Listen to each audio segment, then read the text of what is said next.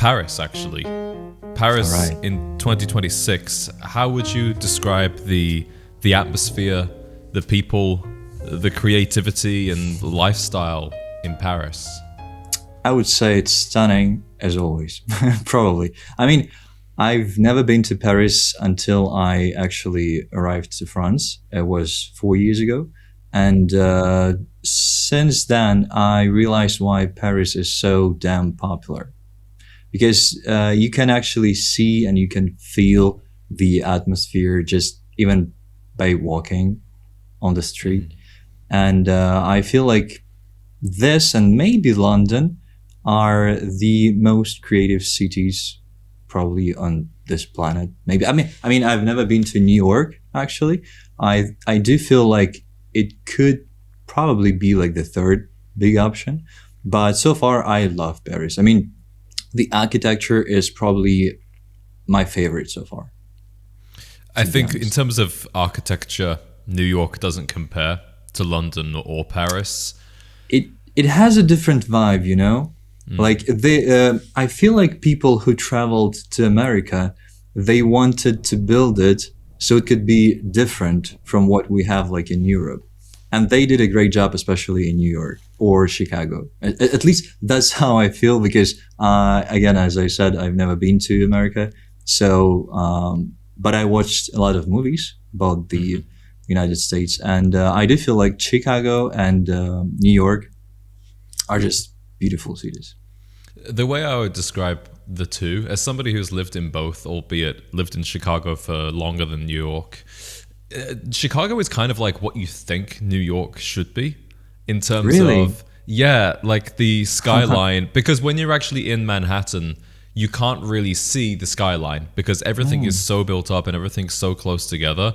I had an apartment like very close to the Empire State Building, but you wouldn't be able to see it until you walk right up to it. So, or you walk very far away from it, then you could see it as well. I see. But obviously, I think one thing that they all have in common is that crazy kind of energy. I'd say Paris is probably the most relaxing out of the three. I think in Paris, you do see people more living the slow life. You've got that cafe culture. You can walk by the river. You can take a seat and just observe. That doesn't happen in New York. That's the French. I think that's just the French vibe. They really are the most relaxed nation I've ever seen. Probably. Where are you from originally? I'm from Ukraine. Okay, fantastic. So what was it that drew you to Paris specifically? That's not my favorite story, but I knew this question would be. And basically, it's very simple. The war happened, but I was, at the moment when the war happened, I was on my vacation in Turkey. So basically, I was in Turkey when the war started, and we were thinking maybe it's going to end like in a week or something. And so we decided to stay a bit longer in Turkey, but then, nothing ended that quick as we expected. And Paris was the only place on this planet where we could go and live without paying, too much rent. We had a friend here whose parents moved out of their apartment in Paris, and it basically was empty. So we went there, and that's how my story in France began, actually. So you've been a photographer and a creative person since long before you moved there, right? Yeah, of course. I've been doing the photography thing and a little bit of videography thing for, I don't know, it's been 14 years since I, decided to take it seriously. But I think in Paris, I really, really felt like I can achieve things doing that. That was what I wanted to ask you about, changing that environment. How did you notice that you changed as an artist? I think Paris influenced me really, really hard because, when I arrived, I didn't have much of a personal style developed yet.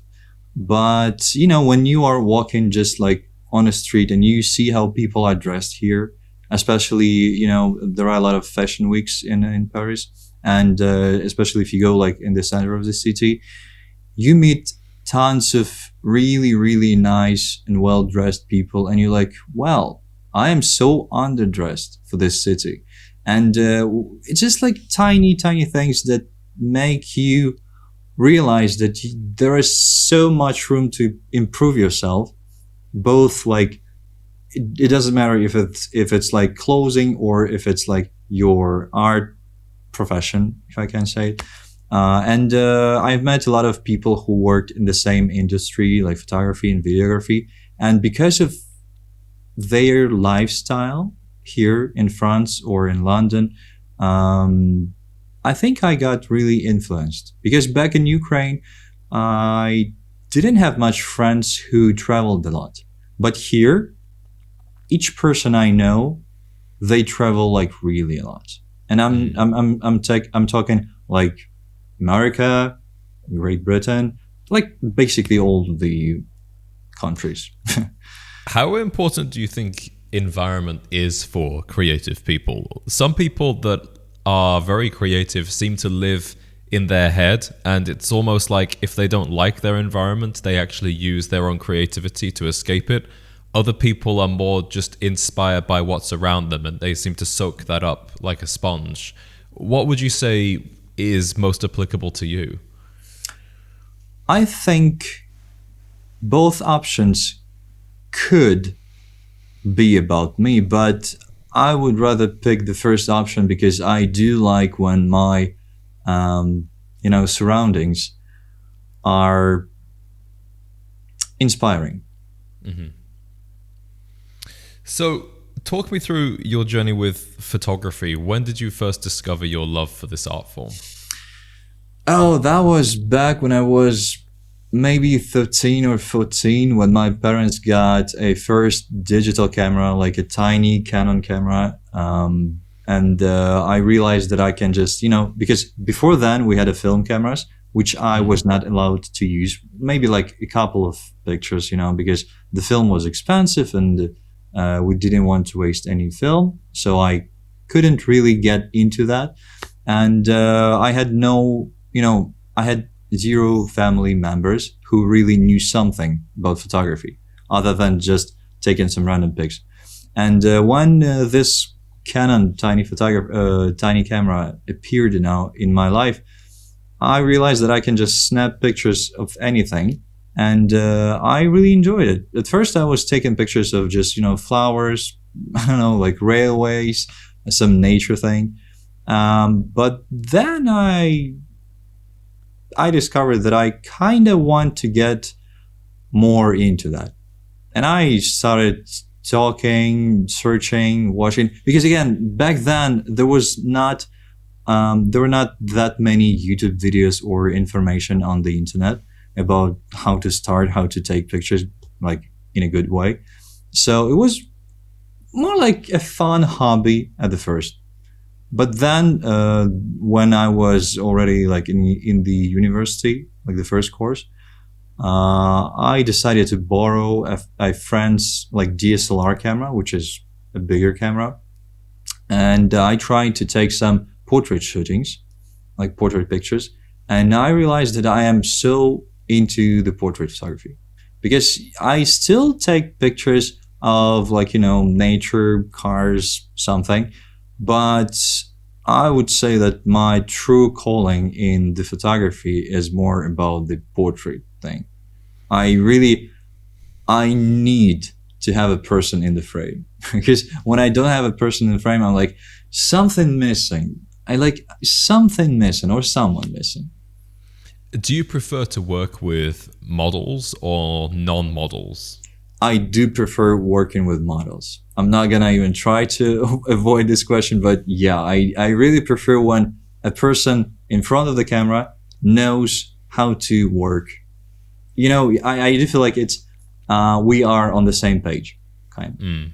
And how do you as a photographer get the best out of your model? Tricky question. I have no idea, to be honest. I just feel the vibe. I do feel like if I don't have the same vibe as model, most likely we're not gonna have fantastic pictures. But like in average, I would say that 90% of the time we share the vibe on the photo shoot. Even if a person, like for example, I had a project when I knew for a fact that I'm gonna work with a model who's a complicated person. I didn't really like talking to this model and having anything, you know, but we could forget everything and just work on the photo shoot, and it turned out fantastic. I suppose a lot of getting the best out of your model is about that chemistry, which is kind of what everybody just deals with day to day, right? With anybody that they are meeting, going on a date with, working with, it's hard to put your finger on what makes that a success. Yeah, it is really complicated question because there is no like simple answer to this. It just happens or it doesn't happen. That's just it. What do you think taking photos of people, whether they're a model or not, has taught you about humans in general? I think ever since I started taking photos of people, I am more observing of people's emotions. You know, I can read those tiny micro emotions that could lead into something bigger. That's how I would describe it. And I suppose that's partly what you're trying to bring out in the portrait, right? It's those subtleties in the face that tell an interesting story. Yeah, I would say that.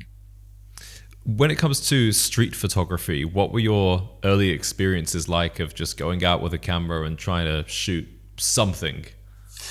It was fun. It actually it is still fun. It is as fun as oh Jesus Christ! It is as fun as it used to be when I was just getting into this whole thing. Because for me, street photography at this moment, it's still just a hobby. I don't take like street photography as a job, as a work thing. For me, like the work thing is portrait photography, but street photography is something that I can actually take my, least favorite camera and just try new things, just explore this city. Actually, I would say that street photography for me is a way that I explore some new areas of the city that I live in, or if I travel somewhere, this is the way I explore the city. It's like you see the city through a different lens because you literally have one. I have the same thing when I do a travel vlog, or I know that I'm going to make some kind of content out of this experience. I actually experience it differently, and normally I actually enjoy it more by having that kind of second lens to look through things at. Yeah, I would agree with that because I also tried, and I'm still trying sometimes, to film some travel content, like video content. And I would say that this also changes the way I experience the whole travel thing, especially when you have like different cameras, different lenses, and it's fun, really. I'm interested in the relationship between any creative person and their tools. Some people really cherish every piece of gear that they have and they're super into the technical aspect. Other people, they're a little bit more throwaway about it. What's your relationship like with some of your different cameras, ranging from the cheaper throwaway ones to like the Leica that's very precious and valuable? I would say that I have some requirements from the tech that I want, like specific things that I really want to have. And other than that, I don't care. I don't care at all about the those specific tech parts, the upgrades. I don't care. I used to have the same camera for 7 years, and I didn't even think about upgrading until it's like broke down completely, because I had this camera fulfilled all of my needs, and I just didn't need anything else. But as for now, I do have since I've started making content and I have those brand collaborations, They sent me tons of gear to just try it and share the results. And I'm gonna lie, I do love it because even now I have some tech, some cameras laying on the table right next to me, and I am quite intrigued to try them out. Yeah. Yeah, I suppose it brings out a different element of your creativity. Every time you get a piece of new gear, it's like, oh, my hands have changed slightly. The way that I Yeah, form yeah, things is it going is. to be different. Yes. And the way, especially if we are talking about the cameras or lenses, because I have some other gear like gimbals or microphones, that's not something I am really interested in. But the cameras and lenses are so fun to work with. It's just each camera and each lens has something different from each other. So each time when I have something new, I'm like, yeah, I'm gonna see what it does. So yeah, it is really fun. I like what you said about having the same camera for so long, though, because do you think sometimes creative people get bogged down by the technical side? Like a guitarist, rather than actually practicing the guitar, they get obsessed buying pedals and upgrading the guitar and the amp. And I'm sure photographers fall into that trap as well. I think it depends on the person because I've heard this statement before. That's true. But I do feel like some people can take it like a fun experience. I don't think they could limit themselves to just experience new tech, but they just have so much fun trying new things and using them for their art that maybe they are actually happy doing that. But in my case, I really love stability, and when I found this like perfect setup, like camera setup, I'm like, okay, this is it. I don't need anything else. This is how I normally do. I suppose it allows you to focus on yourself and the subject rather Yeah, than, yeah. exactly. Because each time when I'm planning something, like any project, if we are talking video or photo, I can already see how it's gonna look like. Because I know how it's gonna look like. I know how it's gonna perform. But if I'm gonna constantly keep changing things, it's gonna be a surprise. And I don't like surprises in this area. A quick thank you to today's sponsor, Ota. Ota is one of those brands that I've been a paying customer of long before they were interested in sponsoring the show, which is why I'm so happy to bring them to you today. If you're into menswear at all, shirts, ties, cufflinks, the things that really elevate an outfit, Ota has an incredible selection of both classic designs and more modern, expressive pieces. The company was founded by two brothers down under, and I can tell you, these guys truly care about their customers and creating the best products around. They also do fast worldwide shipping. Ota is offering a discount for listeners of the Gentleman's Collective podcast. Use the code JamesLawley10 at ota.com for a 10% discount.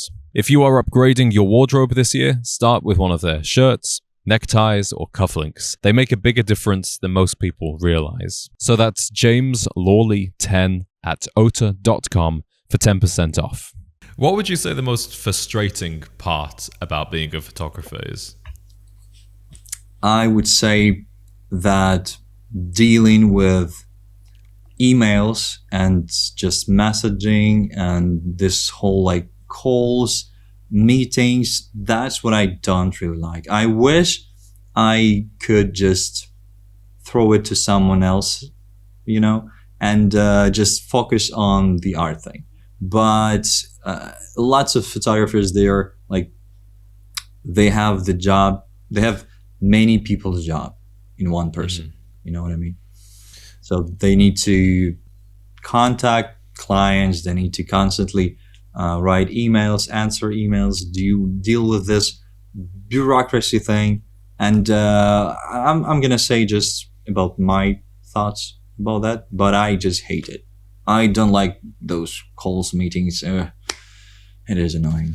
I think today it's actually very difficult for even a very talented, creative person to survive and make a name for themselves without being this multi-disciplinary business Yeah. slash And marketing slash and admin person. and probably the worst part about this whole thing are the social media, which is in the same time is a blessing because with social media you can promote yourself without those ridiculous things people used to do back in the day, but also it requires a lot of unnecessary skills. Like for example, I was never actually into the filming stuff, like video thing, Sure. because you had to learn how to edit videos, you have to learn how to set up the sound, like the microphones, so much useless work when I just want to take cool pictures. And I do feel that this is the hardest part of the photographer's work these days. It's interesting you say that because that's something that you've been very successful at on social media. Yeah. Why did you decide that you were going to finally take this seriously and really go all in on the Instagram and I'm not gonna lie. I'm just gonna say it. Money. Money really, really changed my perspective on social media thing because I was never into that. I was not using any social media in my past.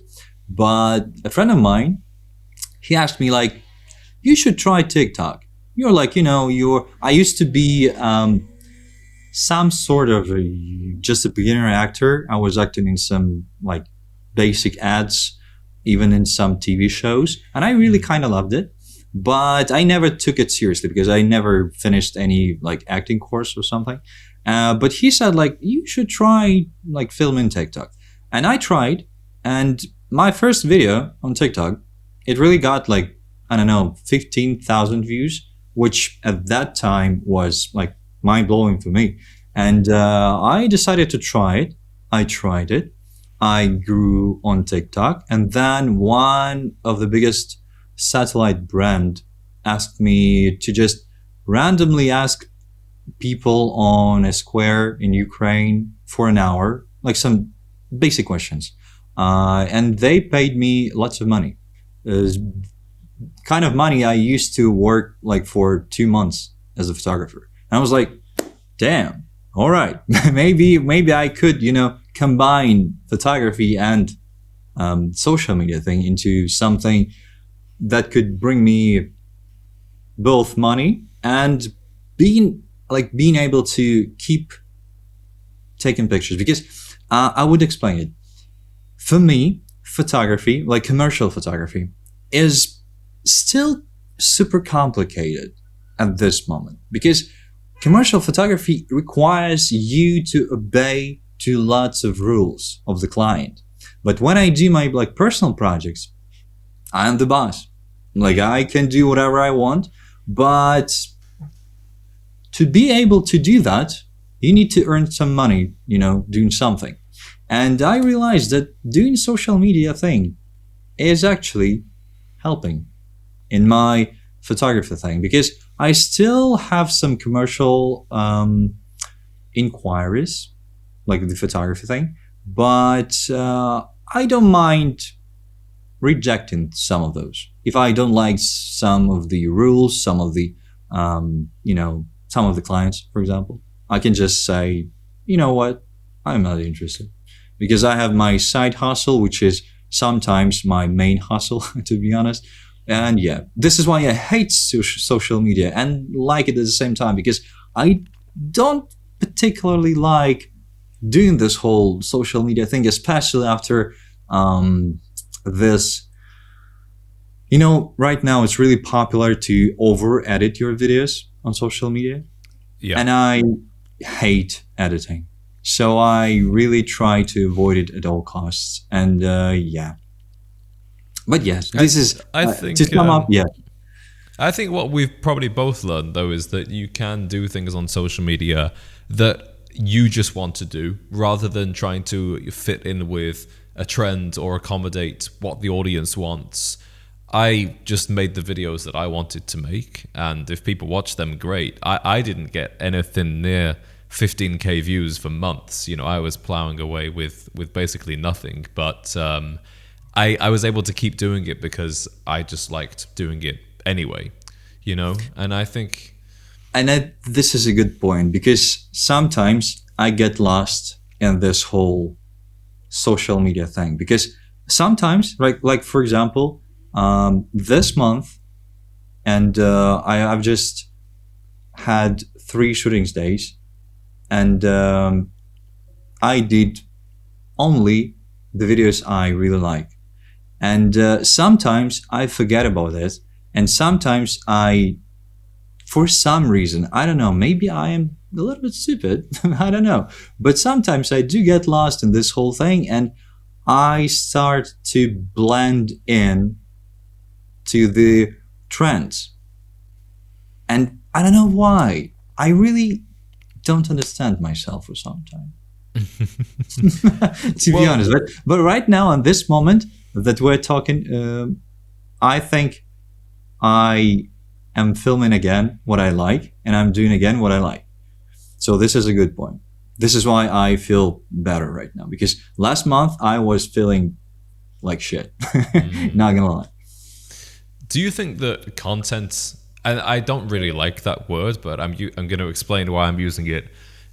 What we call content, which is basically little videos, you know, it could be a tweet, it could be written stuff. Do you feel like that is actually an art form in of itself that maybe is just too new to be appreciated or understood in the same way that we could say about photography or popular music or something like that? I think some of the content is an art. Some of the creators that I've seen on different platforms, they produce art. Like truly. I don't remember like the particular names, at least one. It's Guax, I don't know. It's like a Spanish guy, I think. And he creates so stunning videos. It's like the Wes Anderson movies, but 9 minutes long. The attention to details that he has on each video that he publishes is just beyond my understanding. How a person could spend so much time and effort on one piece of content. And in my opinion, those people like he is, they produce art. I agree. I think we see some content that isn't worthy of being called art, but yeah. Also for true artists these days that don't have the established network of magazines, television, movie, film studios, whatever it may be, how else do you release your art to the public? It's obvious now. It's like there's a free gallery where you can go and hang all of your stuff, and millions of people could potentially walk through it. All you have to do is put it out there.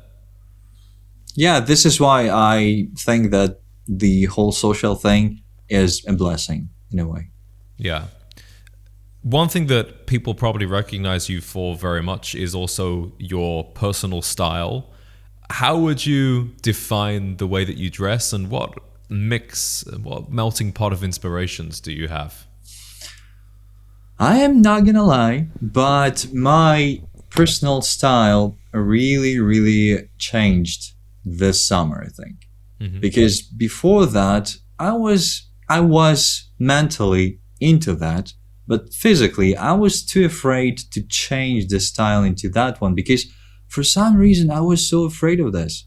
I was looking at those even people on Instagram, like the content creators who dress really well, or characters from movies, and I'm like, damn, that must be so expensive, because you need to, if we're talking about the suits, it should be tailored correctly, because I don't want to be like, in a bag or something. And I was really afraid of it. But then, in a random day on summer, I decided to just check one of the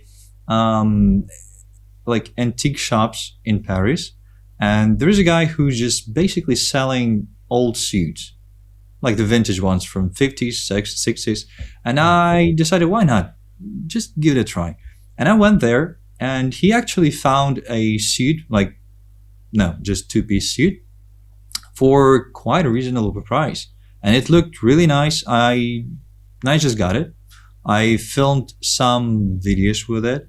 And I felt so good that I decided to develop this style even more. And I decided to just get more and more inspired by people who really dress well. I tried to, I watched some YouTube videos. I watched again movies. I got some inspiration from all of the sources that I could possibly find. And I just started collecting things. Again, the shop I took my first suit at. Then I found some pieces on Vinted and some pieces again on offline shops. And this is how I actually transformed my personal style to what I have right now. And I really, really hope that it will keep getting better and better. What advice would you give to people that are in the position that you were not too long ago, and they're interested in vintage shopping, either in person or online? Don't be afraid. It's not that pricey as it might seem. It is really, really affordable, and sometimes it's even cheaper than buying a brand new thing from a store. Definitely, especially when it comes to quality for the money. Yeah. There's an amazing store. I did a video actually in his store, and it's called Richard's Fabulous Finds for anybody in Chicago, or if anybody wants to travel to it, it's actually worth it, where he has all the suits from like 30s to 90s is pretty much the range, and they're all dry cleaned, they're all immaculately pressed and ready to go, and he will help you fit into or whatever you need to and tell you what you need to go get tailored. Find an era that resonates with you. It's interesting how we do as people seem to just resonate with a certain time period. Like from the way you dress, I would say it's more like 60s, 70s for you. Yeah. What is it about that era that you think pulled you in? I think the freedom and the happiness, at least that's how I feel like this is. Let me think. I've seen lots of movies about this part of history, and I so much love almost everything that was made in that period of time. Cars, watches, clothes, buildings, actually, some of them. Controversial one. yeah, controversial, but still. I don't know. I do feel like that was the peak of like the human history. Everyone seemed so happy, and I don't know. I just want, in a way, to be a part of it. Well, that's the beautiful thing about whether you're making a form of art or you're just dressing in a certain way and absorbing certain culture, you can kind of live it in your mind, and you can live out those values, whether that's freedom for you or I love the 1980s. That's always been, since I was a little boy, that's been a time that resonated with me. The music, the style, the mentality of people, it's all very distinct to that era. And yeah, maybe 2026, but in my head it's like 1986 right now. Yeah, I understand. So let's talk a little bit about just creativity as like a discipline and a way of life. How important would you say discipline is for your creative output? I think it is crucial for me, because whenever I lose the discipline, I don't do like a thing. Because whenever I feel down and, like there was some time, we are living in a quite difficult time, and you feel pressured by those, news, constant bad news. And whenever I lose my discipline, I just drown in those news. And I cannot like separate myself from this whole, oh my God, we're all gonna die. No. And keep creating something, good, or just creating art, basically. But as soon as I get back on track and get my discipline back, I feel like I can do things, and I do things So, what are some of those regular creative practices or routines that form part of that discipline, especially related to photography or social media? That's gonna be actually funny, but I think the most crucial parts of my discipline are gym and diet. Okay, I was going to ask Um, about that next, actually. So, yeah, yeah. this is like really what keeps me disciplined, basically. That's interesting, especially as creative artistic people have historically not been into those things. We look at, I Yeah. don't think David Bowie was, or Andy Warhol were concerned about going to the gym, but it's become such a well understood part of mental health and well-being and actually creative brain functioning now. Do you think that among artists that healthier way of life is now becoming more and more normal? I do think yes. I think it becomes more and more normal these days, and I believe this is because the world is changing like to its worst. I think this is why it's happening actually, because this is the easiest way to keep disciplined and to keep going, and keep your health in a relatively good position. Because So back, yeah, what do you find happens to your creative output when you don't take care of your health so well? I think I don't do a thing. I'm just swimming in my mind and constantly keep drowning in a way. So how much structure do you like to give your day? Because you can pretty much do what you want. But if we Yeah, always just do what we want, then the whole thing can fall, yeah, fall apart. Yeah. yeah, I understand. But I think these days, I like when my days are fully booked, like completely. When I have everything and everywhere. You know what I mean? I need to have like all my schedule ready and predictive.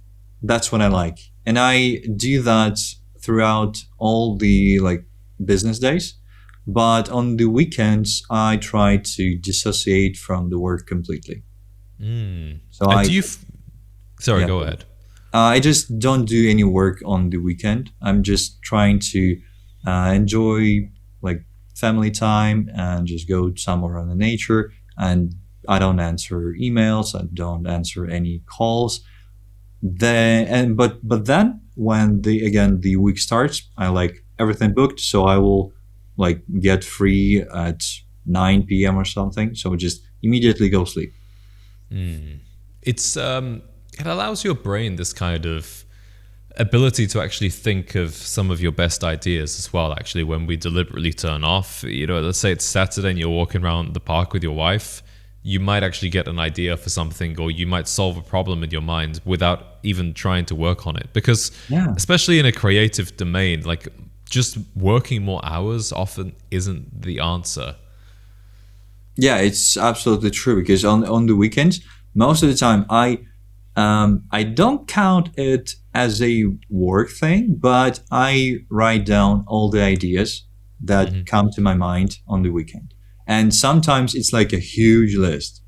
And then comes the work days, and I just follow the list. Interesting. If you're enjoying this podcast, you will love the Gentleman's Digest. This is our weekly newsletter sent straight to your inbox, packed with insights and recommendations. You'll find the link to become a reader in the description. I saw something in one of your videos where you said, when I'm sad, I feel creative. Tell me what Yeah, you that's mean by true. that. Um, I do feel like I am getting inspired by my own sadness in a way, because when I'm sad, I'm like really cool, like really relaxed in my mind, if I can say it. But when I am like really, yeah, I'm gonna do this. My mind, for some reason, blocks my creativity in You a think way. that's because it's too busy? I Like there's think almost like a meditative quality to sadness. probably. I do find that sometimes when I'm talking about discipline and routine, sometimes when I'm really disciplined and following the routine down to a T, I do get a little bit kind of, I feel fulfilled and happy that I'm achieving those goals so well, but I do also notice like the lack of dopamine almost can make me a little bit on the sadder side because everything is just so to plan. There are no highs and lows. It's just solid. It feels like sometimes you need those spikes to make life exciting. Of course, that's what I actually forgot to tell you because I love when my like work days are fully booked and I love to, have all the schedule ready. But it happens like 3 weeks of month, but then 1 week I am just complete disaster and I'm just laying down and I don't feel like doing anything. And this is when I believe my mind, my brain, just rests a little bit. I think. A lot of people that want to do something creative struggle to get out of that state that you're describing. Like that's kind of a form of procrastination. Yeah. I like your idea of let yourself be bad at something. Give yourself permission to not be good at it. Do you have any other advice for people that have a creative urge and a talent inside them, but just struggle to get their shit together and actually make stuff? That's probably the easiest and the hardest thing to do. The first step. The first step, it shouldn't be like a huge movie or like the grand photo shoot or anything. Just take your camera and do something. It doesn't matter how good or bad, and not just do, but do and post it because these days everything should be posted. It is what it is, but if you want to succeed at being a photographer or videographer or just basically a content creator, you should post things because this is how you get noticed. And the easiest way to do that is just do something. Just take the camera, go outside, or even like inside of your place. Just film something, even if it's gonna be a stupid video, which is, no one likes it. Whatever, fuck them. Maybe next I time totally you're gonna, agree. yeah, maybe next time you will come up with a genius idea that will bring you like tons of followers and just genuine respect from all of the creative people. So just one little step. That's all it takes, basically. I think a big reason people struggle to put themselves out there is because social media almost requires, people recognize you probably more than they do your photographs sometimes. Like it requires you to be the face of your art very much. But do you think that there is actually also the potential to be more mysterious on social media and to share your work without necessarily bearing your soul for everybody to criticize and your friends to laugh at in the comments? Of course, it is really, there are many ways how you can share your art without even showing your face. Because actually, when I just arrived to France, my first, not the first, but one of the first content ideas was basically walking in Paris with my GoPro here on the chest and asking people like strangers to take their pictures. And I kept sharing those. But this is where I actually, how do I say it in English? I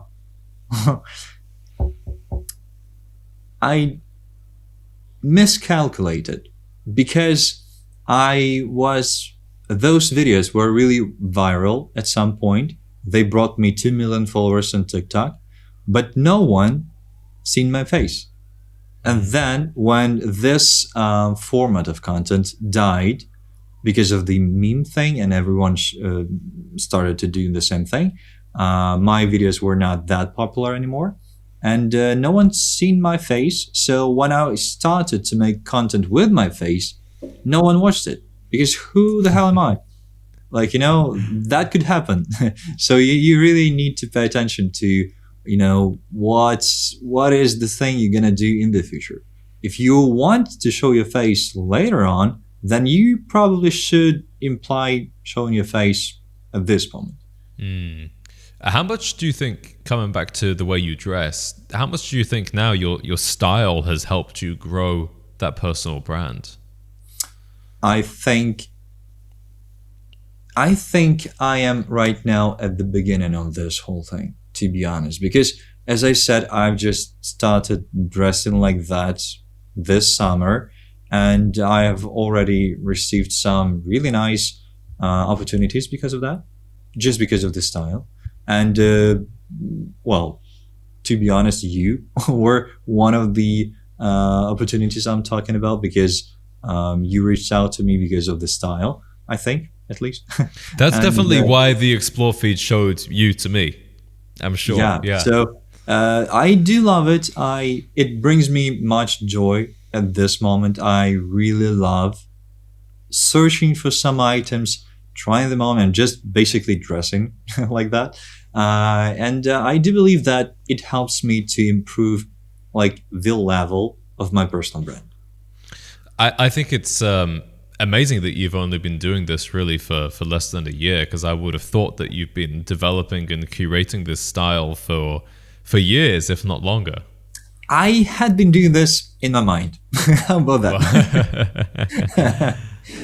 There you go. I've also noticed this Jag that you have in some of your videos. Yeah, I'm a huge Jaguar fan. That was my first car, actually. I couldn't live with her. She was too high maintenance for me. But I've always had a huge affinity and love for that brand. What was it that drew you to that car? That's actually a funny story, because that was one of my dream cars for a long time. I've seen it for the first time when I seen it it was at my first day in my university. My windows from one of my classes were facing like the street where a dealer shop of Jaguar was. And each morning they were setting up the cars outside to show like the lineup. And I was like, damn, that looks so fantastic. And each time when I was going back like home, I was walking past Jaguar store, and I'm like, maybe one day I'm gonna have one of those, because that was exactly the time when the X-Type was quite popular still. And I'm like, yeah, this looks so damn nice. Probably I would choose XJ instead of X-Type, because it's like more like bigger, more fancier, I think. But since I'm living in Paris, X-Type is already long enough for this city.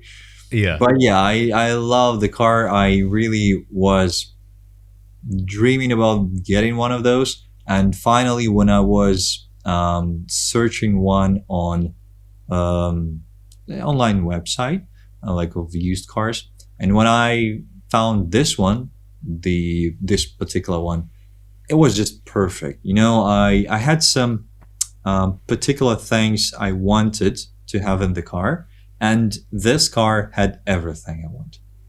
The color, the cat on the front, the salon color, the wooden panels are just perfect. And it's also 4-wheel drive, and it is 2.5 V6, which is gladly not 3 liter because the fuel consumption is really yeah, mine was I had a 1999 XK8 4-liter engine. I drove it in LA. It used to get 9 miles to the gallon on average driving in LA. Oh my god. But I remember it didn't have the hood ornaments, which is a shame. That model didn't have them, but it had the oak panels. It was kind of like being in an old man's living room when you were driving it. And I remember the funny thing about that car was the passenger door. I mean, to be honest, I never should have bought this car, but I was like obsessed with it and I had to have it. The passenger door didn't open from the outside. You could only open the passenger door from the inside. So if I picked up a girl, I would have to like go around, and then get back in, and then open the door for her from the inside. And the whole thing, just like, I like cars that aren't too comfortable, to be honest. Like while I've been here in Marbella, I've been renting a Mercedes like AMG C300 or something like that, and I don't like it because it's too comfortable. Like I feel disconnected from the car. I like a car that smells a little bit of the oil, and you can really feel the gears underneath your feet, and you can feel that engine, and you can hear things, and there's not screens everywhere. You know, I like a more of an analog driving experience. Yes, the analog is what I really like about this car, because I hate those huge screens, touchpads. It's just so boring, and all the same. It's just the interior of the cars these days. If you show me like 5 different interiors, I would never guess which one is what car. Yeah, but back then, they're all shit as well. Like, no matter how expensive the car, the iPad thing is never good. Apart from, actually, to be fair, Tesla, I'm not a fan of Tesla cars just in general, but the iPad is at least a good one. Whereas you could even, like, in a Bentley now, they just have this shitty iPad, and it doesn't. None of the cars have like a good internal experience, as you say. It's become very generic, very plasticky, very technology focused. For me, I like to drive to actually relax and to like disconnect from the day.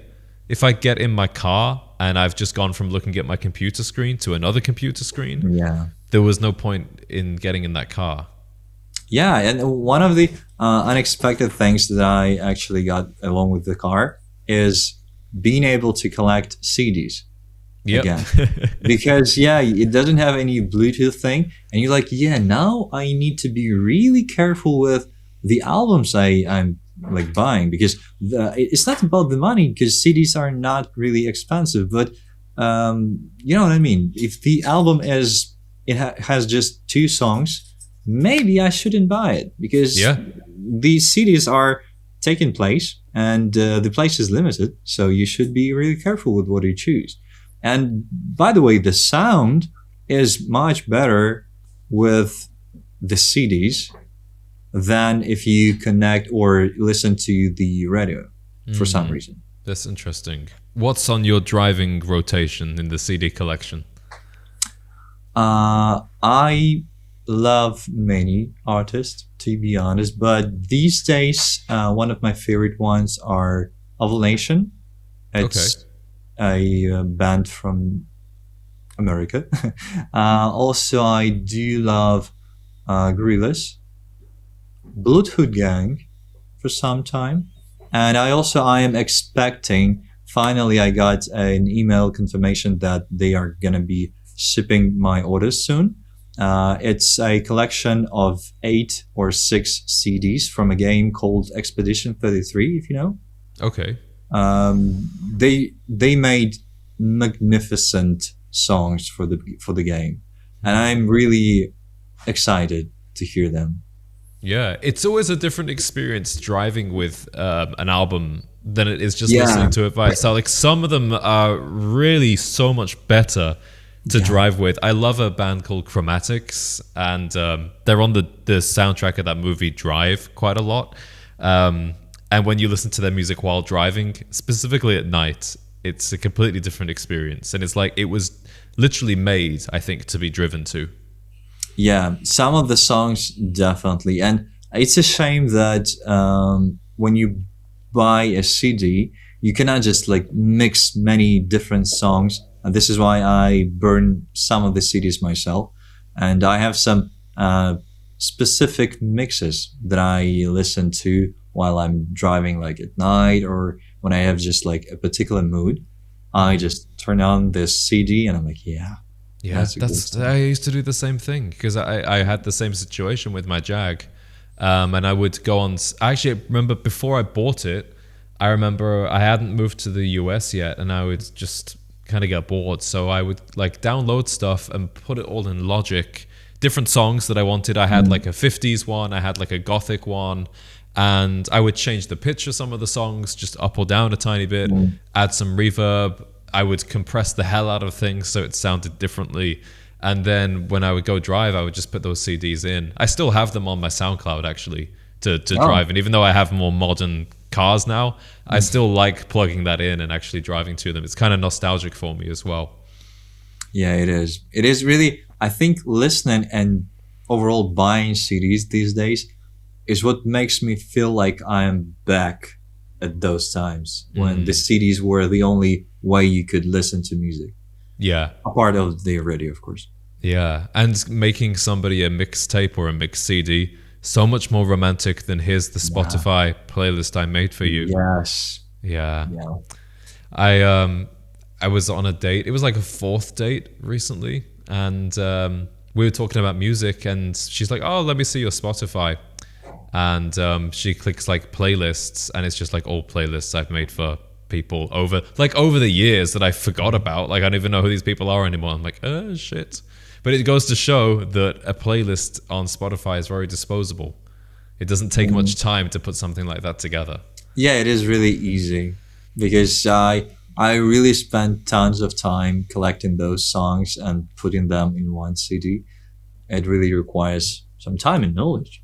Yeah, no, it does. And I think that's one of my favorite things that I've done throughout one of the few consistent things I've done throughout my life has been I've always been like searching for new music. I've always been reading lists, looking at what's coming out now, trying to find obscure stuff from like the 80s that I didn't know about, you know. And I always put in my newsletter that I have every week one album that I recommend. Sometimes it's something old, sometimes it's something new, but I try and think of something that wouldn't already be on the rotation of somebody that reads my newsletter, you know, something kind of obscure or some like buried treasure that I'm trying to find. Yeah. I feel you because most of the time, like maybe 80% of the time, I am not using anymore the Spotify. I am a YouTube music now because I figured it's just easier for me. And 80% of the time, I am listening to Discover music section, not my own playlist, because I'm always trying to find new songs, new bands, new albums to listen to, because it is really a nice thing to do. Yeah, that is one of my favorite things about the Spotify as well. The fact that you can just find a song and you go, yeah, I kind of like the vibe of this song. You hit go to radio, and then it's just all these other songs that you may also like. That's pretty cool. Yeah, I remember when there was no Spotify or basically anything. I used to use Last.fm, I think. I remember that. Yeah. Yes, and I was just like similar artists and just listen through all the music that I had and just collecting like some of the favorite ones from there. And this is how I actually made one of my first playlists for my future car, because at that moment I didn't have a car and I didn't have any driving license. It's such a fun feeling. I'm always Shazamming stuff. Like if I'm in a restaurant, in a club, even in a shop, like a menswear store, I love the music they play in Suit Supply or... sometimes. Yeah, I don't really buy from Zara that much, but if I'm in Zara, they always have great music. I'm always walking around Shazamming the music in Zara. Yeah. I am the kind of person who always like, yeah, shut up, shut up, everyone. Yeah, this is a good thing.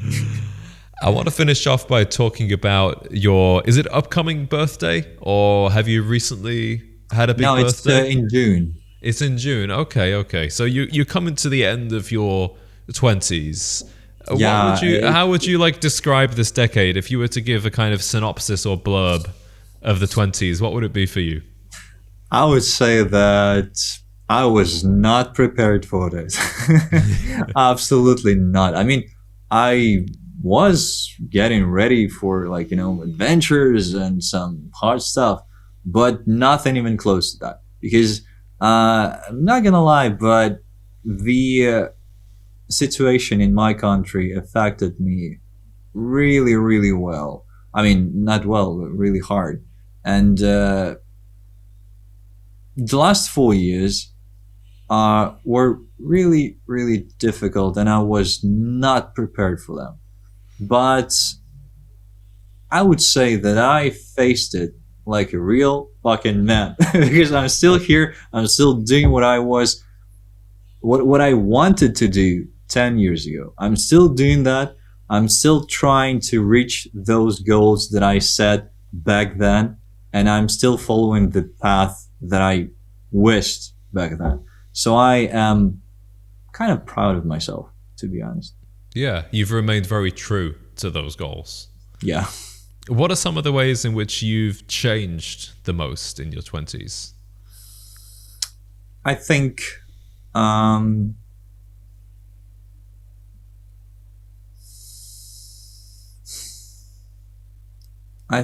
I've lost lots of my how do I say it, when I don't like something about me. When I disadvantages of myself. No, fuck. I just finished my French course like 30 minutes before our call. So, unfortunately, I can't do it in French. My brain is not braining right now. But you mean like things you didn't like about yourself? Like yeah. Yes, and I don't really care about it anymore. It's one of the main thing that really shows that I, became a better version of myself is that I finally accepted my hairline. Because I used to really hide it, like, do something like that. Because, look, it's kind of wide and high. Yeah, mine is. And I used to think that it was so bad. But then just like one day I realized that, well, it's not that bad. And since then, I never actually turned back and tried to hide it anymore. And this is probably one of my biggest achievements in my 20s, probably. You know what? I think it's kind of symptomatic, actually, of growing up as a man in your 20s, especially with social media. I think that the whole hairline looks maxing thing has become such a big deal. When we actually look back at like the men that I think were cool, like Sean Connery wore a wig in James Bond, even fiction, like Don Draper has like a high hairline, and I've had a couple of moments where somebody would comment about it and I would be like, oh, wait a minute. And then I see this photo, my parents' house, they have like a photo of me when I'm 8 years old on the fireplace. I always had this hairline. Like I always had a high hairline ever since I was a little boy. So it's like, yeah, same thing. Yeah, but the thing is, I never cared about anyone saying that I have a bad haircut. The only person who said that this is a bad hairline was me. I am the bully of myself. I was not ready to accept myself with this hairline. And then I realized that most of my favorite actors, movie-like actors, have one of the worst hairlines. Like the Jack Nicholson. He's bad. Like really the worst hairline ever. But then the Henry Cavill, also not the best hairline ever. And many other people really look fantastic with a bald spots even. Yeah. And my hairline, at least for now, is not that bad. It's actually kind of good. Yeah. So yeah, this is what I'm proud of. Good. It's actually more masculine looking. If you think about like a very low hairline, that's like a woman, where they've got like their hair just above that. That's very feminine. So it sounds like you're already over it. But if you weren't, I hope that helps. I am over. Oh, man. Well, John, it's been an absolute pleasure getting to know you today, and I hope that for people listening that have been enjoying your Instagram, then it's been a nice way for them to get to know you on a deeper level as well. If anybody is kind of hearing from you for the first time today and they want to go and check out your work, what's the best place for them to go? I think Instagram is still the best way to do that. Perfect. All right, well, it's been an absolute pleasure. Thank you so much for taking time today. Thank you so much. Thank you so much for inviting me. It's been really fun and not stressful at all. Glad to hear that. Yeah. If you're enjoying this podcast, you might like to know that we also have a private members club for like-minded modern gentlemen all over the world. You'll find the link to apply in the description.